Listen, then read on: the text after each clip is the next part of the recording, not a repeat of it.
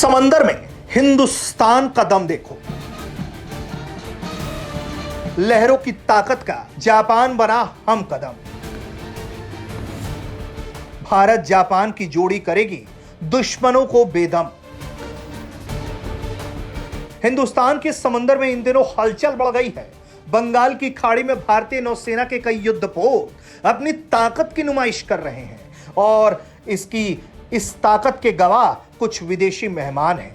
यह है भारत और जापान का संयुक्त समुद्री अभ्यास जिमेक्स 2022। यह युद्धाभ्यास दोनों देशों के अच्छे रिश्तों का जीता जागता प्रमाण है। ये दुश्मनों के खिलाफ एकजुट होकर मुकाबला करने का संकल्प है। 11 सितंबर को शुरू हुए इस युद्धाभ्यास में नौसेना के 3 स्वदेशी युद्धपोत हिस्सा ले रहे हैं। इसमें मल्टीपर्पज स्टील्थ फ्रिगेट, पनडुब्बी रोधी युद्धपोत और आईएनएस कवरत्ती शामिल है। इसके साथ ही guided missile destroyer, fleet tanker, offshore patrol vessel, पनडुब्बियां, MiG-29K fighter jet, long range patrol aircraft और हेलीकॉप्टर इस युद्धाभ्यास का हिस्सा बने हुए हैं। Period at which we were at sea, we exercised in surface firing exercises, anti-air firing exercises, anti-submarine exercises, and we have operated in all dimensions. And it gives me immense pleasure to say that our interoperability has reached new heights. Japan maritime self defence force के युद्धपोत Izumo, युद्धपोत ताकानाकी, एक guided missile destroyer, एक helicopter career इस युद्धाभ्यास का हिस्सा है।